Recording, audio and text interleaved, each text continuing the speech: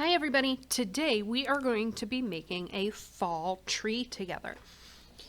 So the first thing that we're going to do is we're going to make a ground line. And this ground line wants to be close to, but not touching, the bottom of our paper.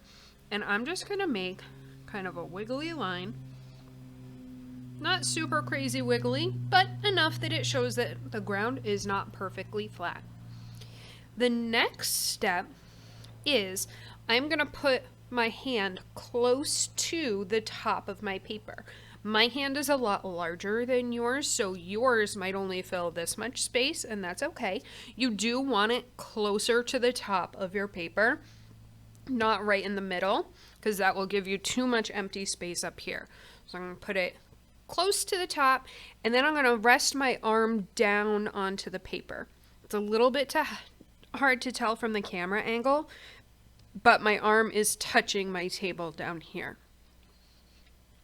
Starting at the ground line, so not at the bottom of my paper, but where my arm kind of intersects with that ground line, I am going to hold my marker, and you should be using a pencil, please.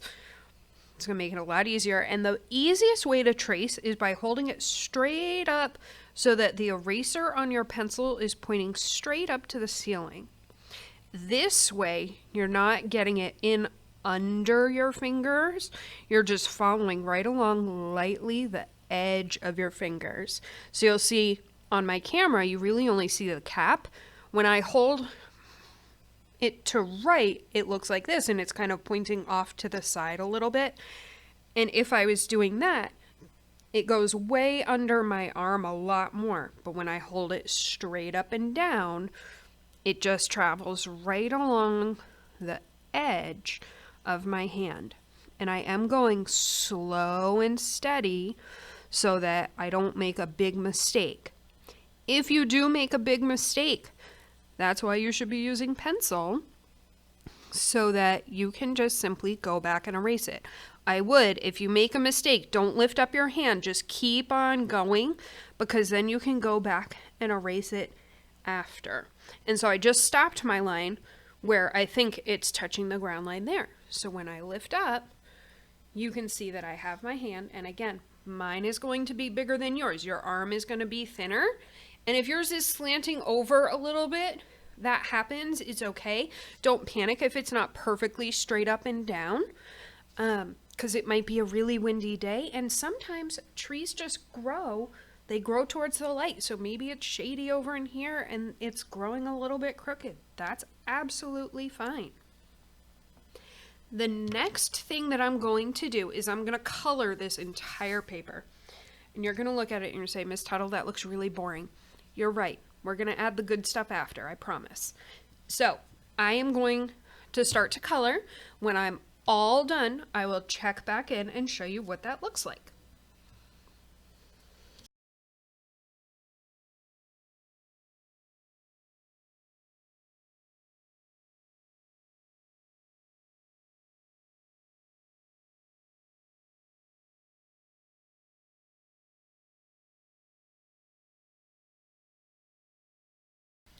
Alrighty, now that I am all done coloring, there's a couple of things that I'd like to point out. Number one, I have colored my entire paper. So my ground is green for the grass, my tree is brown for the bark, and my sky comes all the way down to where the ground is. So I have the whole entire paper. I'm not just doing a stripe up here for the sky, because if we were to look outside our windows right now, we could see that that blue color comes all the way down and touches whatever object. So if there was a house right back in here, the blue would come all the way down. It comes all the way down if you're looking farther away. So I promise you, you want to color your sky all the way down. The next thing that I'm going to do is start adding my leaves. Those of you who are creating at home, this is a perfect way to use up some of that junk mail that we get. like the grocery ads and things like that, because that has a lot of different colors to it. So if you don't have access to construction paper, I highly recommend just find something that is orange or red or yellow, and use that section of paper to tear your leaves. So I am currently sitting in the art room. So I have some construction paper, and I'm just going to, I only have these two pieces right now. So I have a yellow and an orange. And these were already a scrap from a different project that we've done. So what I am going to do first is we're going to talk about our glue. If you look at my glue bottle, this is Elmer's Glue All, but you can really use any liquid glue. This is one of the greatest assignments for teaching how to use just a little bit of glue and a little dot. One thing that if we were in person, I would be showing students is if you look right now, this twisty part is touching this part right here. That means it's closed. There's no space. When I open it, now if you look at it, there is a space between this part and that part. That means that my glue is open. And I do have students practicing opening and closing their bottles of glue. If you do not have a bottle of glue and all you have is a glue stick, it's absolutely fine to use that. If you don't have any glue at all, my recommendation would be tear the leaves, set them up exactly how you want them, and then take the picture and submit it that way so that you still have it all set up even though it's not glued down. That's okay if that's not something that you have at home.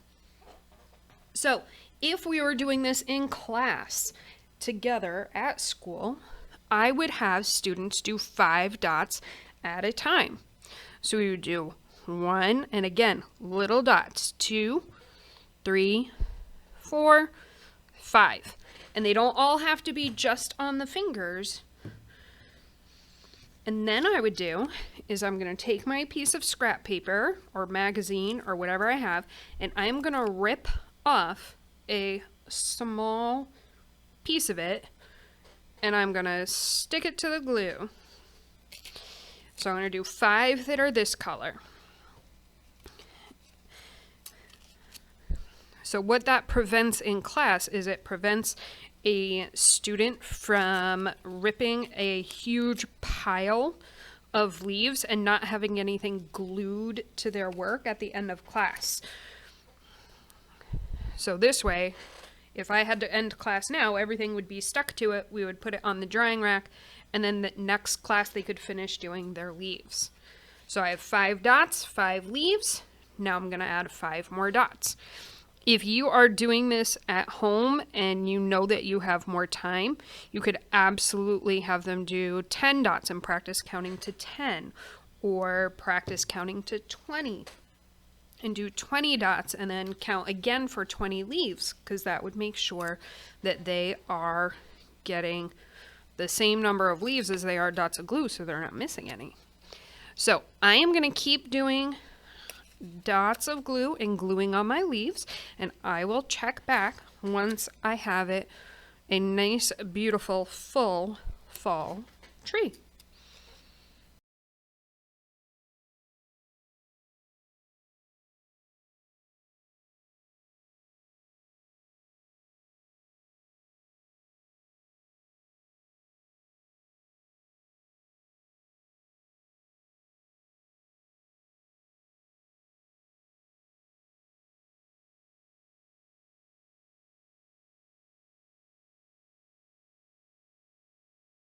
Alrighty.